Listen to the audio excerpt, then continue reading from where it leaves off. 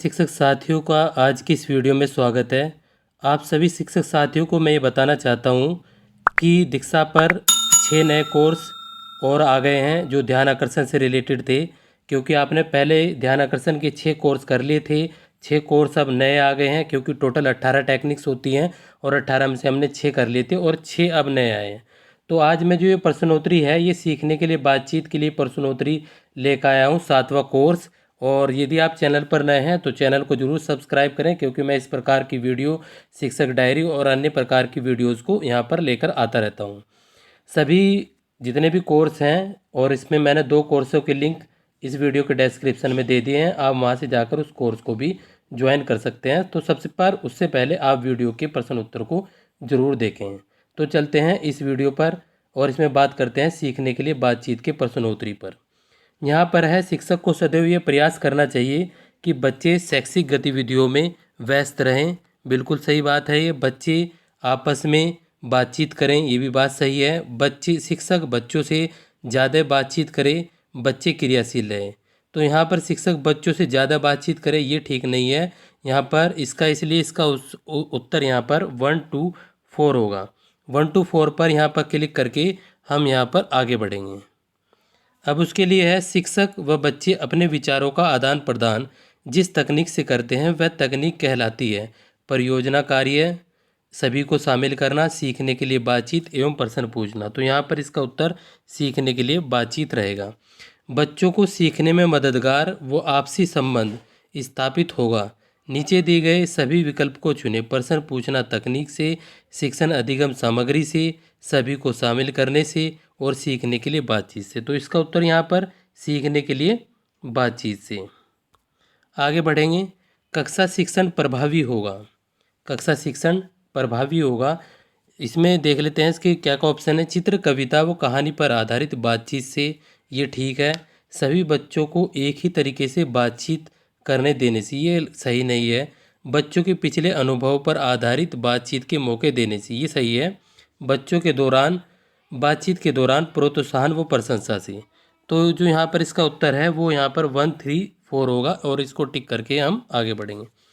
एक शिक्षक कक्षा के दौरान बच्चों के हाव भाव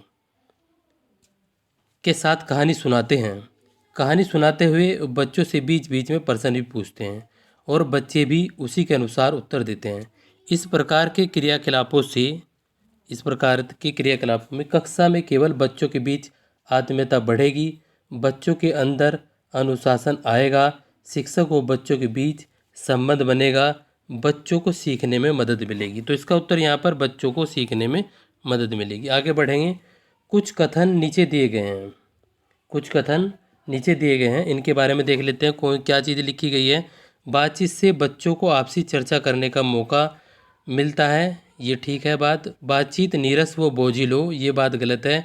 विषय वस्तु आधारित बातचीत हो, ये भी ठीक है। कमज़ोर बच्चों के प्रति विशेष सावधानी हो। शिक्षक के रूप में आपको अपनी कक्षा के दौरान ऊपर दिए गए किन किन बिंदुओं को करना चाहिए, नीचे दिए गए सही विकल्प को चुनें। तो इसमें 1, 3, 4 ठीक है। तो इसका हम उत्तर यहाँ पर 1, 3, 4 कर देंगे और इससे आगे बढ़ेंगे। किसी भी विषय में बच्चों की बातचीत करने से होता है सीखने की क्षमता का विकास, ये बिल्कुल सही लग रहा है। और आपसी झिझक दूर होगी, ये भी ठीक है। सीखने में मदद नहीं मिलती, ये गलत है। और समूह भावना का विकास, तो यहाँ पर इसका जो उत्तर है, और ये उत्तर हो जाएगा यहाँ पर 1 to 4 ठीक है। आगे बढ़ेंगे। शिक्षक कक्षा में बातचीत के लिए निम्नलिखित गतिविधियों का आयोजन करते हैं। खेलों के माध्यम से शिक्षक कक्षा में बातचीत करने के लिए निम्नलिखित गतिविधियों का आयोजन करते हैं। खेलों के माध्यम से, ग्रिड गेम आधारित गणितीय आंकड़ों से, क्वेश्चन आवर में। तो मुझे जो इसके उत्तर लग रहे हैं, चारों ऑप्शन ठीक हैं। खेलों के माध्यम से भी, ग्रिड गेम आधारित से भी, गणितीय आंकड़ों से भी, क्वेश्चन आवर में। नीचे दिए गए विकल्पों को सही विकल्प चुनें। देखते हैं, ये वाला क्वेश्चन करके थोड़ा सा कन्फ्यूजिंग था हालांकि। तो यहाँ पर हम इसको 1, 2, 3, 4 क्लिक करेंगे। तो इसको आगे क्लिक करके हम आगे बढ़ते हैं। एक शिक्षक बच्चों को अक्सर सिखाना चाहता है। नीचे दिए गए सही विकल्प को चुनें। एक शिक्षक बच्चों को अक्सर सिखाना चाहता है। नीचे दिए गए सही विकल्प को चुनें। अक्षर पर पाठ का गोला लगवाएं। बच्चों की कॉपी में लिखवाना। अक्षर से शुरू होने वाले शब्दों के उदाहरण बच्चों से पूछना। बच्चों को बारी बारी अक्षरों से अच्छे से रटाना। तो मुझे सी ऑप्शन इसका ठीक लग रहा है। इसको क्लिक करके हम यहाँ पर आगे बढ़ेंगे। विद्यालय में शिक्षक निम्नलिखित कार्य करते हैं। बच्चे शिक्षक की बातों को दोहराते हैं। शिक्षक बच्चों को जोड़ी में, तो इसका उच्चारण जो है, विद्यालय में शिक्षक निम्नलिखित कार्य करते हैं। बच्चे शिक्षक की बातों को दोहराते हैं। शिक्षक बच्चों को जोड़ी में बात करने का मौका देते हैं। बच्चों के अनुभवों व सुनना व साझा करने का अवसर देते हैं। शिक्षक ही केवल प्रश्न उत्तर करते हैं। तो यहाँ पर जो उसका उत्तर रहेगा, शिक्षक बच्चों को जोड़ी बनाने में बात का मौका देते हैं और बच्चों के अनुभव को सुनना व साझा करने का अवसर देते हैं। तो इसका उत्तर यहाँ पर 2-3 होगा। ठीक है, और 2-3 करके हम इससे आगे बढ़ेंगे।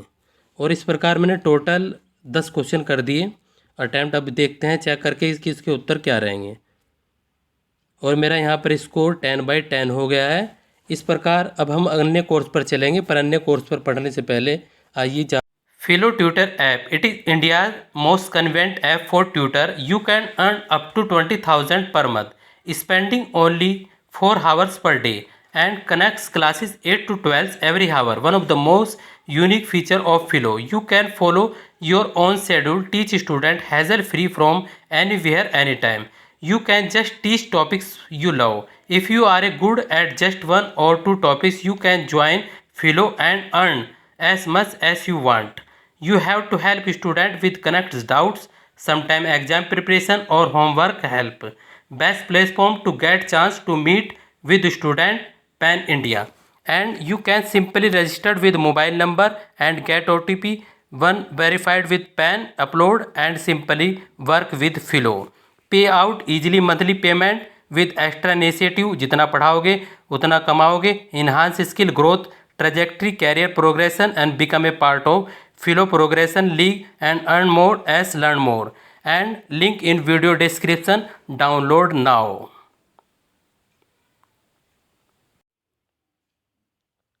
अब बात करेंगे हमारे दूसरे प्रशिक्षण के बारे में, यानी कि 8वें प्रशिक्षण कह सकते हैं आप, बच्चों के लिए कार्यपत्रक का उपयोग। और इसकी यहाँ पर हम प्रश्नावली के बारे में बातचीत करेंगे। अब जैसे बच्चों के लिए कार्यपत्रक, पहला क्वेश्चन है, बच्चों के लिए कार्यपत्रकों का उपयोग शिक्षण तकनीक की सफलता के लिए एक प्रमुख शर्त यह है कि रोचक गतिविधियों का निर्माण हो, शिक्षकों का प्रशिक्षण हो, सभी बच्चों की प्रतिभागिता सुनिश्चित हो, ध्यानाकर्षण शिविर का आयोजन हो। तो इसका उत्तर जो है सी रहेगा, सभी बच्चों की प्रतिभागिता सुनिश्चित हो। कार्यपत्रक शिक्षकों के लिए एक महत्वपूर्ण उपकरण है। तो इसमें नैदानिक, उपचारात्मक, सर्वसुलभ व नैदानिक व उपचारात्मक, तो इसका उत्तर यहाँ पर नैदानिक व उपचारात्मक रहेगा। कार्यपत्रक पर कार्य करने से बच्चों को आनंद आता है। बच्चे समय करके सीखते हैं। बच्चे की समझ के साथ तार्किक चिंतन करते हुए निर्णय लेने की क्षमता विकसित होती है। इससे शिक्षकों को अभ्यास करने में सरलता होती है। उपरोक्त कथनों के आधार पर सही विकल्प का चयन कीजिए। तो यहाँ पर सभी कथन सत्य हैं, तो इसका उत्तर यहाँ पर ये रहेगा। और इसको हम टिक क्लिक करके आगे बढ़ेंगे। बच्चों के अधिगम स्तर का सटीक आकलन शिक्षक की किस तकनीक के प्रयोग से कर सकते हैं? जाहिर सी बात है ये इस ट्रेनिंग का उत्तर है, तो यहाँ पर कार्यपत्रकों का उपयोग से यहाँ पर इसको क्लिक करेंगे और आगे बढ़ेंगे। शिक्षण तकनीक बच्चों के लिए कार्यपत्रकों का उपयोग का वर्णन किस हस्त पुस्तिका में है? इसका वर्णन हमारे ध्यानाकर्षण में है, तो हम इसको ध्यानाकर्षण करके आगे बढ़ेंगे। वीडियो में बच्चों के लिए कार्यपत्रकों का उपयोग शिक्षण तकनीक का प्रयोग करते समय शिक्षक लाभ हानि प्रकरण पर बच्चों को कार्यपत्रक देने के पूर्व लाभ हानि की अवधारणा स्पष्ट करती है। क्या शिक्षक की इस शिक्षण तकनीक के सही चरण को अपनाना सही है? तो इसका उत्तर यहाँ पर हाँ, नहीं, आंशिक रूप से अपना रही है, उपरोक्त सभी गलत है। तो यहाँ पर हाँ सही रहेगा और इसको क्लिक करके हम आगे बढ़ेंगे। पारस्परिक चर्चा, स्वमूल्यांकन व टीम भावना को विकसित करने के लिए प्रभावी शिक्षण तकनीक है। कॉन्सेप्ट मैपिंग, प्रश्न पूछना, सीखने के लिए बातचीत, बच्चों के लिए कार्यपत्रकों का उपयोग।